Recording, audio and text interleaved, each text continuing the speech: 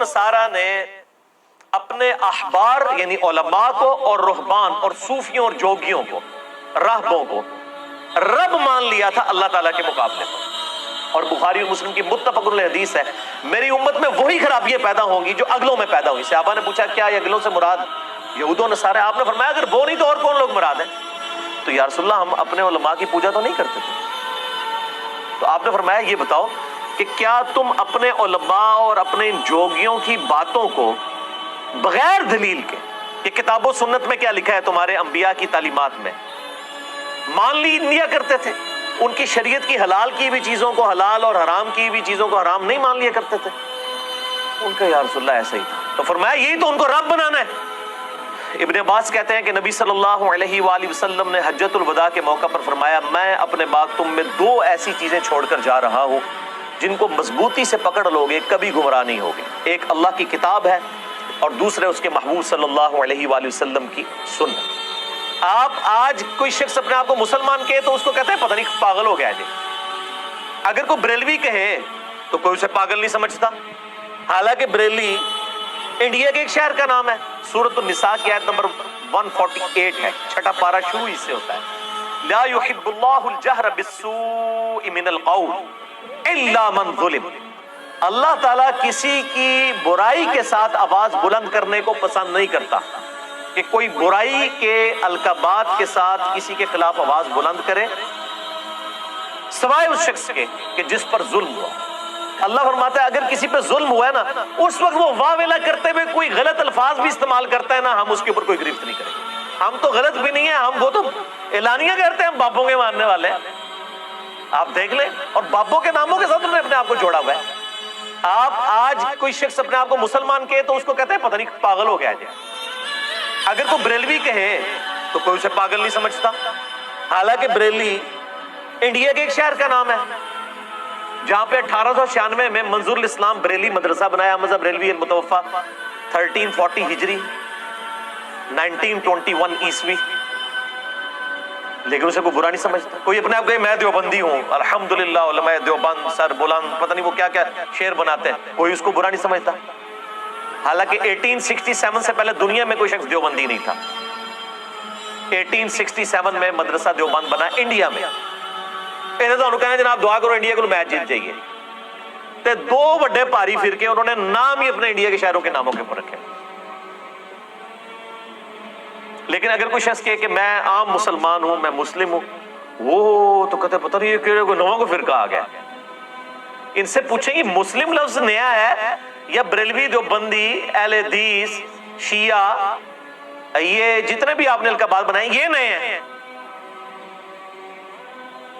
تو اس پہ میں اکثر بولا کرتا ہوں ایک غریب تو بدتمیز، وہ جی اسی آج تک گل سنی نہیں۔ اللہ کے بندو، آپ اور آپ کے باوجداد نے نہ قرآن پڑھا نہ حدیث پڑھا، تو پھر آپ نے تو یہی دعویٰ کرنا ہے نا ہم نے تو بات سنی نہیں۔ کہاں سے آپ نے سننی ہے جب آپ نے پڑھا ہی کچھ نہیں ہے؟ تو پھر آپ نے تو نہیں سنی ہوگی۔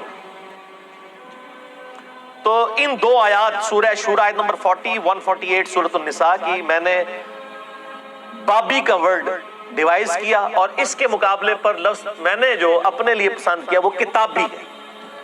ہم بابی نہیں ہیں، ہم کتابی ہیں، ہم وابی نہیں ہیں، ہم علمی ہیں الحمدللہ۔ سورہ التوبہ کی آیت نمبر 31 ہے، اعوذ باللہ من الشیطان الرجیم، اتخذوا احبارهم ورهبانهم اربابا من دون اللہ۔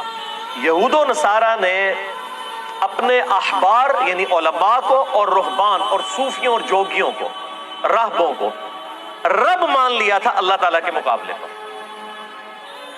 تو یہ بابوں کو ماننے والے کون ہوتے ہیں؟ یہود و نصارہ کا یہ ٹریک ہے، اور بخاری اور مسلم کی متفق علیہ حدیث ہے، میری امت میں وہی خرابیاں پیدا ہوں گی جو اگلوں میں پیدا ہوئی۔ صحابہ نے پوچھا کیا یہ اگلوں سے مراد یہود و نصارہ؟ آپ نے فرمایا اگر وہ نہیں تو اور کون لوگ مراد ہیں؟ سیم وہی خرابیاں، بخاری مسلم کے الفاظ ہیں قدم با قدم بالش بر بالش، تم انہی کاموں میں پڑ گئے۔ اور امت دیکھیں پھر پڑی ہے۔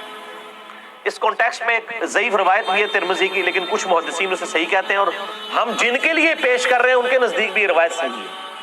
عدی بن حاتم رضی اللہ تعالیٰ عنہ کہتے ہیں یا رسول اللہ میں نے اسلام تو قبول کر لیا صلی اللہ علیہ وآلہ وسلم، لیکن قرآن کی ایک آیت مجھے بڑی کھٹکتی ہے، سورہ توبہ کی آیت نمبر 31، کہ یہود و نصارہ نے اپنے علماء اور اپنے بزرگوں کو، اپنے صوفیوں جوگیوں کو اپنا رب مان لیا تھا اللہ کے مقابلے پر، تو یا رسول اللہ ہم اپنے علماء کی پوجا تو نہیں کرتے تھے؟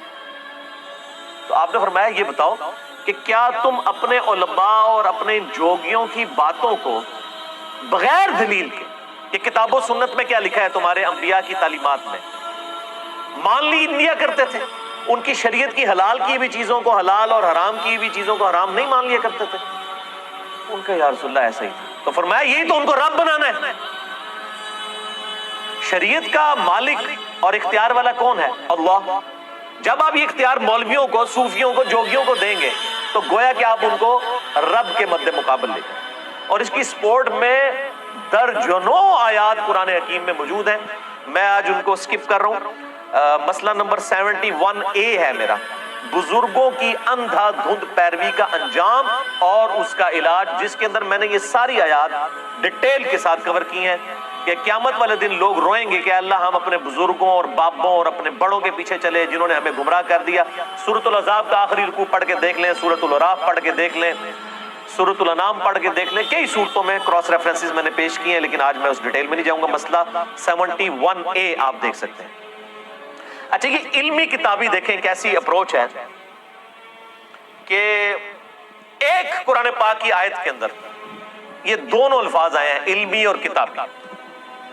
سورۃ الاحقاف کی آیت نمبر 4 ہے، نبی صلی اللہ علیہ وآلہ وسلم سے اللہ تعالیٰ کا الوار ہے کہ آپ اپنے مخالفین سے یہ بات کریں جب وہ آپ کے سامنے ڈٹتے ہیں نا، سچائی قبول نہیں کرتے اور گمراہی پر ڈٹے رہتے ہیں، تو آپ صلی اللہ علیہ وآلہ وسلم ان سے ارشاد فرمائیں، اعوذ باللہ من الشیطان الرجیم، ایتونی بکتاب من قبل ھذا، اے نبی ان سے فرماؤ اگر کوئی کتاب اس قرآن کے نزول سے پہلے تمہارے پاس موجود ہے نا، ایتونی بکتاب، میرے پاس وہ کتاب لے کر آؤ، او اثارۃ من علم، یا اگر انبیاء کے علم کے آثار کوئی تمہارے پاس موجود ہو، کوئی سنت ہو، حدیث ہو، وہ لے کر آؤ، ان کنتم صادقین، اگر تم اپنے دعوے میں سچے ہو۔ تو یہ ٹامک ٹوئیاں جذباتی باتیں نہیں جی وہ ساڈے تے ہیں جی اسی شروع تو کرنے ہیں، یہ باتیں نہ کرو۔ ایتونی بکتاب من قبل ھذا، لاؤ کوئی کتاب لے کر آؤ اس قرآن کے نزول سے پہلے اگر کوئی کتاب ہے، او اثارۃ من علم ان کنتم صادقین، یا علم کے آثار، علم بھی آ گیا، کتاب بھی آ گیا۔ نہ میں وہابی نہ میں بابی، میں ہوں مسلم، علم و کتابی۔ ایتونی بکتاب من قبل ھذا او اثارۃ من علم ان کنتم صادقین۔ انجینئر صاحب دی ہر گل کتاب و سنت تو ثابت ہوتی، میں علمی کتابی شعر بھی قرآن و حدیث تو ثابت کر رہا ہوں۔ ظاہر ہے کہ وہ کہتے ہیں نا جی جو بزرگوں کی تعلیمات قرآن و سنت کے مطابق ہوں وہ لے لینی چاہیے، تو سر جو ہم تعلیمات رکھ رہے ہیں اس کو کتاب و سنت سے ثابت بھی کر رہے ہیں تاکہ آپ اسے لے لیں انشاءاللہ تعالی۔ اچھا، یہ جتنے لوگ یعنی علمی کتابی نہیں ہوتے نا، ان کے اندر ایک بیماری پائی جاتی ہے، یہ علم کے ساتھ بڑی دشمنی نبھاتے ہیں۔ کبھی اشعار لکھیں گے، علمو بس کریو یار، اور یار وہ ساری کتابیں نہیں دیں، وہ کچھ سینہ بسینہ بھی چلتا ہے۔ اس کے اوپر میں نے ایک پورا لیکچر دیا، مسئلہ 55A، علم لدنی سے متعلق فرقہ وارانہ نظریات کا تحقیقی جائزہ، جس میں نے ثابت کیا ہے دین وہی ہے جو کتابوں کے اندر ہے، بابوں کے اندر نہیں، کتابوں کے اندر۔ اور سورہ بنی اسرائیل میں جو 10 کمانڈمنٹس آئی ہیں جو تورات کے اندر بھی موجود تھی، سورہ بنی اسرائیل کی آیت نمبر 36 میں 9th کمانڈ آئی ہے، اعوذ باللہ من الشیطان الرجیم، وَلَا تَقْفُ مَا لَيْسَ لَكَ بِهِ عِلْمٍ، اے انسان کسی چیز کی پیروی اس وقت تک مت کر جب تک کہ تو اس کے بارے میں علم نہ حاصل کر لے۔ ان السمع والبصر والفؤاد كل اولئک کان عنہ مسئولا، بے شک کان، آنکھیں اور عقل یعنی دماغ یا دل، اس کے بارے میں تم سے پوچھا جائے گا۔ یہ 3 انسٹرومنٹس یوز کر کے تم نے حق بات حاصل کرنے کی کوشش کیوں نہیں کی؟ اس میں بھی دیں وَلَا تَقْفُ مَا لَيْسَ لَكَ بِهِ عِلْمٍ، علم کے بغیر کسی چیز کی پیروی نہ کرو۔ ہمارے نبی صلی اللہ علیہ وآلہ وسلم کو ایک ہی دعا سکھائی گئی ہے اس حوالے سے، یہ نہیں سکھائی گی کہ اے اللہ میرے جذبات میں اضافہ کر دے، میری مستی میں اضافہ کر دے، میرے عشق و سرور میں اضافہ کر دے، نہیں، ایک دعا قرآن میں، قُلْ رَبِّ زِدْنِي عِلْمًا، اے نبی آپ بھی دعا کیا کریں صلی اللہ علیہ وآلہ وسلم کہ اے اللہ میرے علم میں اضافہ کر دے۔ اور یہ ہمیں کہتے ہیں علم بس کرنی ہو یار. اصل ویسے یہ ٹھیک ہی کہہ رہے ہوتے ہیں, ان کو پتہ ہے علم ان کی موت ہے. یہ چنگا کر دو ویسے دس رہے ہو کہ تسی علمی کتابی نہیں ہو. پھر دیکھیں اللہ تعالیٰ سورہ فاتر میں فرماتا ہے انما یخشی اللہ من عبادہ العلماء, اللہ کی خشیت, اللہ کی معرفت صرف اہل علم کو. اور یہ کہتے ہیں علم بس کری ہو یار. پھر سورہ الزمر میں آتا ہے قل هل يستوي الذين يعلمون والذين لا يعلمون انما يتذكر اولو الالباب. اے نبی صلی اللہ علیہ وآلہ وسلم آپ فرما دیجئے کیا علم والے اور بغیر علم والے برابر ہو سکتے؟ نصیحت تو نہیں حاصل کرتے مگر عقل والے. تو ایک کہندن چلے عشق دے چلے نمبر لے گئے, اور قرآن کہہ رہا ہے عقل والے. اچھا عشق دے چلے دنیا ہی نمبر لے جاندے نے کیونکہ نچدے نے تے ویلا پیندیاں نے. صحیح کہنا ہے, دنیا ہی نمبر لے گئے, آخرت میں نہیں. ٹھیک کہتے ہیں عشق دے چلے نمبر لے گئے دنیا ہی, آخرت ہی جڑے نا وہ چلے نہیں عقل والے اور علم والے انشاءاللہ تعالی. باقی میرے بھائیوں, نبی صلی اللہ علیہ وآلہ وسلم کا حجۃ الوداع کا جو خطبہ ہے صحیح سند کے ساتھ کتاب العلم چیپٹر میں المستدرک للحاکم میں انٹرنیشنل نمبر کے مطابق 318 نمبر حدیث ہے. ابن عباس کہتے ہیں کہ نبی صلی اللہ علیہ وآلہ وسلم نے حجۃ الوداع کے موقع پر فرمایا میں اپنے بعد تم میں دو ایسی چیزیں چھوڑ کر جا رہا ہوں جن کو مضبوطی سے پکڑ لوگے کبھی گمراہ نہیں ہوگے. ایک اللہ کی کتاب ہے اور دوسرے اس کے محبوب صلی اللہ علیہ وآلہ وسلم کی سنت.